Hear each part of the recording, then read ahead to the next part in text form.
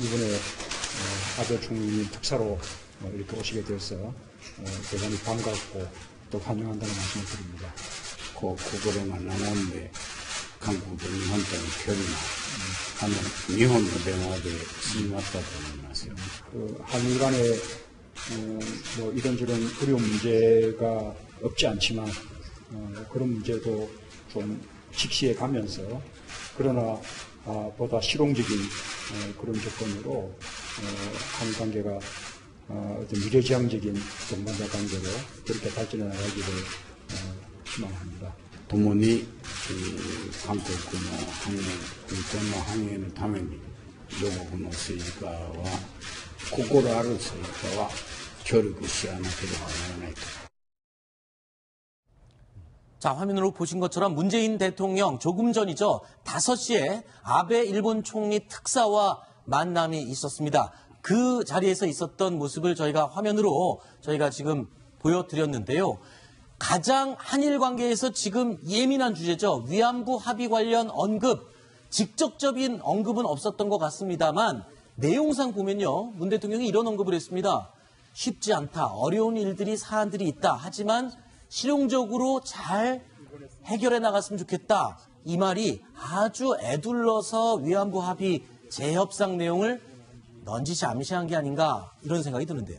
네, 말씀하신 대로 아까 보셨듯이 문재인 대통령이 표현한 말 중에 이런 게 있었습니다.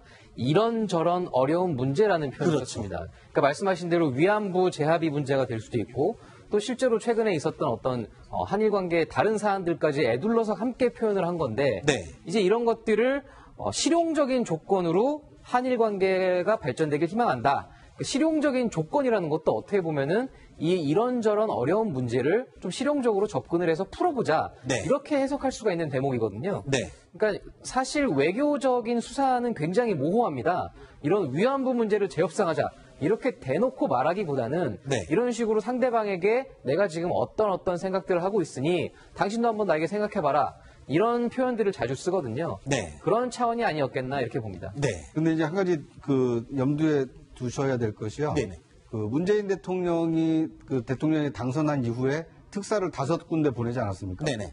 그런데 그 5군데 나라에서 대통령 특사 자격으로 가장 먼저 온 게 지금 일본 아베 총리의 특사거든요. 네. 어떻게 보면 문 대통령이 보낸 특사에 대한 화답을 특사로 한 것은 지금 아베 총리이기 때문에 네. 어떻게 보면 한일 관계 개선에 대한 이 강력한 의지를 문 대통령도 가지고 있고 아베 총리도 가지고 있다. 네. 그러니까 지금 G20 정상회담이 지금 7월 초에 예정이 돼 있는데 네네. 아마 제가 문희상 특사를 그때 인터뷰했을 때는 G20에서 아베 여러 정상들과 만나기 전에 한일 정상회담을 하기 전에 한일 정상회담을 먼저 할 수도 있는 거 아니냐. 네. 그러기 위해서는 이 관계가 좀 성숙해야 된다 이런 얘기를 했었는데 네네. 아베 총리가 저렇게 빨리 특사를 보낸 것은 좀 그런 측면도 좀 있지 않나 하는 생각이 듭니다. 자, 지금 뉴스 속보가 들어왔습니다. 문재인 대통령이 이런 언급을 했습니다. 2030년 월드컵은 이 남북한을 포함한 동북아 공동 개최를 희망한다고 피파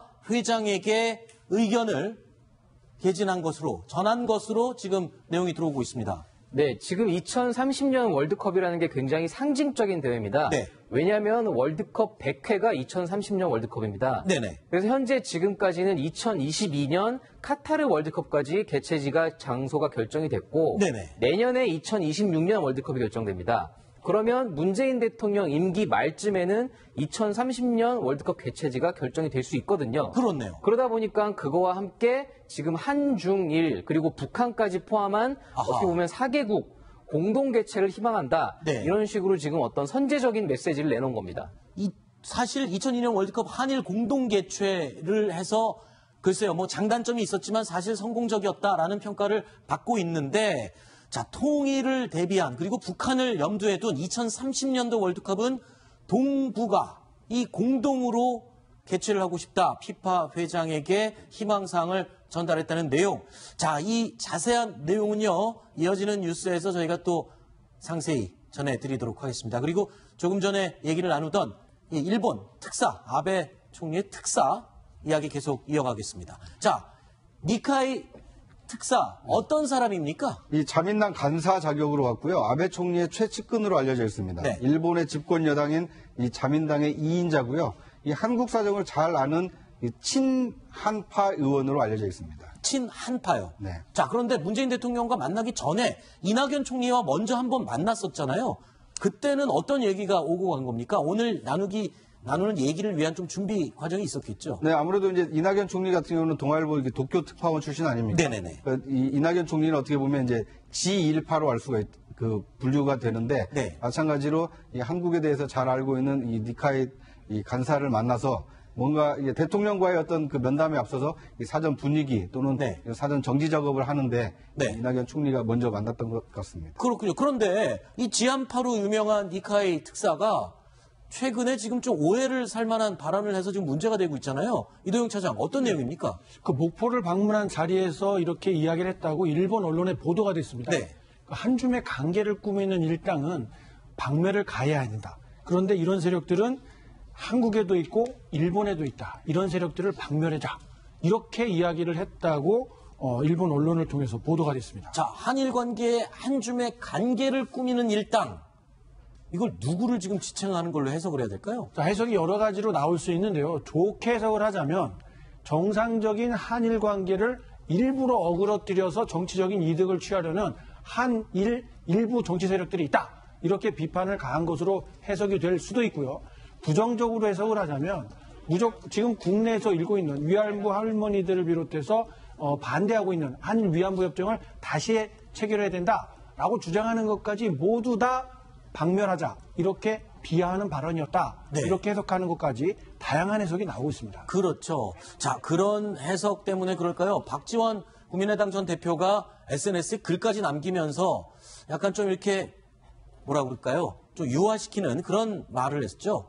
네, 맞습니다. 보시는 것처럼 니카이 간사장의 발언에 대해서 조금 긍정적인 의미로 해석을 한 그 내용을 본인의 이 페이스북에 올렸는데 실제로 보시면 그 소수의 극단적 발언을 자제하고 양국 관계 발전을 위해서 상호 노력하자 이런 의미로 나도 이해했고 거기에 있었던 사람들도 이해했다. 다만 일본 언론이 너무 위안부 문제에 국한시켜서 발언을 연결시킨 것뿐이다. 네. 이런 식으로 본인이 나서서 진화를 대신 해준 겁니다. 네.